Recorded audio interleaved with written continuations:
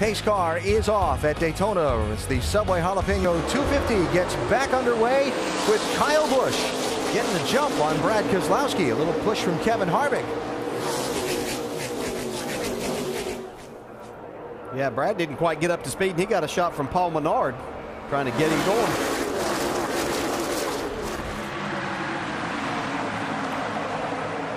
"37 cars on the lead lap. Danny Eflin was the lucky dog, the free pass recipient on that caution. He's back around in the mix.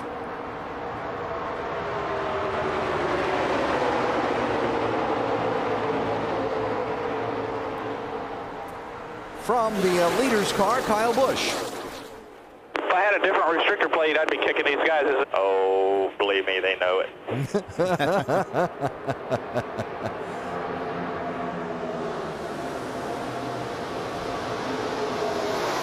Obviously, that a discussion on the various horsepower comparisons of different makes of cars in Kyle's mind. And that's what we're referring them. to. Some of these other engines, the older style engines, can run just a slightly larger taper spacer. They've done that in order to equal the horsepower advantage from some of the newer design engines. Kyle's making the statement there that maybe it went too far. It's hard to say that whenever your cars are running first and third with Toyota. Now that Joe, it's hard to get anybody to listen to you. Anyway. Yeah, you can say it all you want, right? So Brad Keselowski went from being on the outside of the front row for the double file restart to getting shuffled back single file Lone Ranger on the outside. A little three-wide action for a minute in that second group.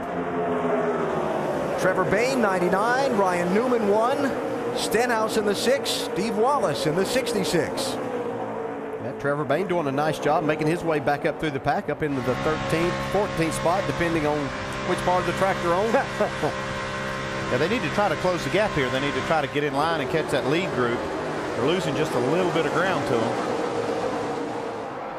That lead group will take care of itself here in a minute whenever they decide that they don't want Kyle Busch to lead anymore and they get side by side.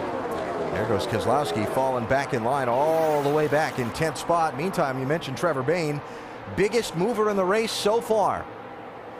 Yeah, he actually missed the driver's meeting and had to start in the rear, so that put him back there. He had a reasonable qualifying effort, but Andy, they were excited about their car. Yeah, I talked to Jerry Baxter, the crew chief. They were excited about this car and how it's run, how they were excited about qualifying, and it ran well there.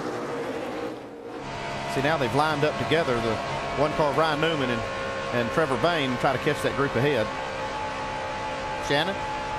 Guys, can you say momentum? Trevor Bayne absolutely has that on his side right now. He's coming off his career best finish last week of 5th. He's moved up 3 spots in the points in the last 5 races to 10th in the standings. But guys, he really considers this his debut at Daytona, despite the fact that it's his second start. He only had 6 laps in February. They're really looking for a good run for Trevor Bayne. Made a small adjustment on that last pit stop, but he's doing a great job out there.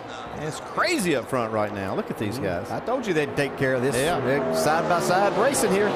Teammates. Yep. The Joe Gibbs Racing dynamic duo, Kyle Busch, Logano. And now you see Trevor Bayne and Ryan Newman have caught this group, because like we said. That's what Carl Edwards was telling me. You could see these cars moving around. I was asking him about bump draft, and he said because the cars move around so much, he said he needed like a honing device to get in onto the back bumper to bump draft somebody because of so much movement. Right there, look at that. Logano just getting sideways again. And this is on the straightaway. Yeah, don't think these guys don't know exactly what they're doing in these things by doing that. Oh, that's right. They'll be using these moves come like the last 10 laps. Before. Yes. It's funny, I was talking to Mike Wallace this morning, and he said, you know what's the most puzzling thing about these Daytona and Talladega races? Why we always wreck on the straightaway. Whoa, who's that getting cut out of the herd? Like it's Carl Edwards saying, I've had enough, guys. Y'all can go. I'll get back here and ride a little while. That's okay. Carl's going below the line. That's okay to get out of the way. He's not advancing his position. That's the key thing there. Yeah, if you're going backwards, that's okay. Yeah, they don't penalize you for that. Now the question is, what exactly is going on there? Look at the cars going by that 60. That looks like something's wrong with that race car.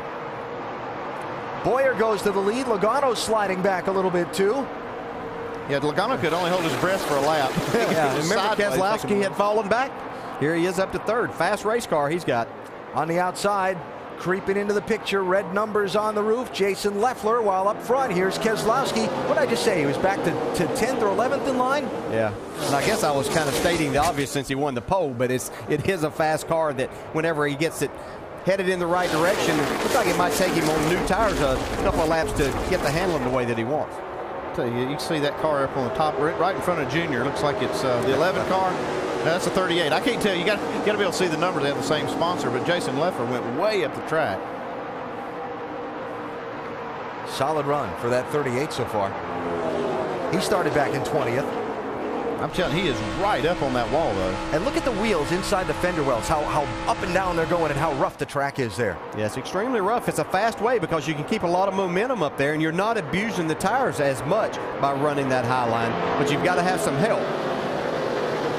Racing for 10th spot with Dale Earnhardt Jr. Jr.'s going to get through there. Steve Wallace racing for 11th up front, shaking out single file a little bit. Clint Boyer, the defending winner of this race, is out in front. It's been exciting so far.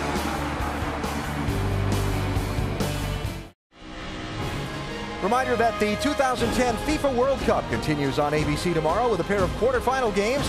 9:30 a.m. Eastern, Argentina takes on Germany. And then at 2 Eastern, it's Paraguay facing Spain. The 2010 FIFA World Cup on ABC tomorrow. World Cup available on TV and on your phone. Go to ESPNSoccerNet.com for more information. It is Hold Your Breath Racing at Daytona International Speedway as we come up on halfway in the Subway Jalapeño 250. Riding on board with Brendan Gaughan, riding in 16th position, trying to pass Greg Sachs in the 88. And Brian Eichler in his Daytona debut in the Roush Fenway 16. Meantime, up front, Kyle Busch and Joey Logano are the latest two in the top two spots. It is wild up there. These guys, what an incredible job they're doing. I can't believe they haven't wrecked these cars. They're just driving the wheels off of them. They're earning their money tonight. And like we saw earlier in the first run of the race, about a 12-car pack has started to break away from the rest of the field. Now we're looking back from that 12-car pack to find Carl Edwards. And if you want to find Carl, you got to go all the way back right now to 21st position to come up with him.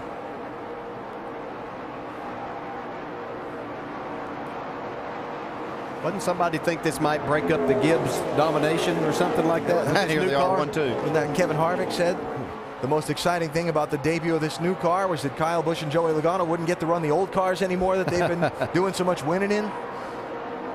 So I think we can safely say that those guys are pretty good drivers. Yeah. Look at Michael Annett. Just after this group goes by, there's Michael Annett in the 15. He's making his way back up into the, he's right now in the 15th place. All right, so all the way back to Carl Edwards. And the moment we saw about 9 laps ago now, where Carl was running in 7th spot and kind of bailed out going down from the start-finish line toward turn 1. He's running behind Parker Kligerman now. And again, Edwards in 21st position.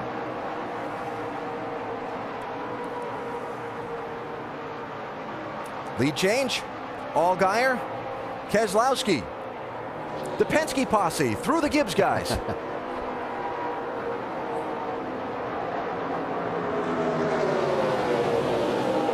Justin Allgaier doing a nice job getting himself back up there at the front of this pack.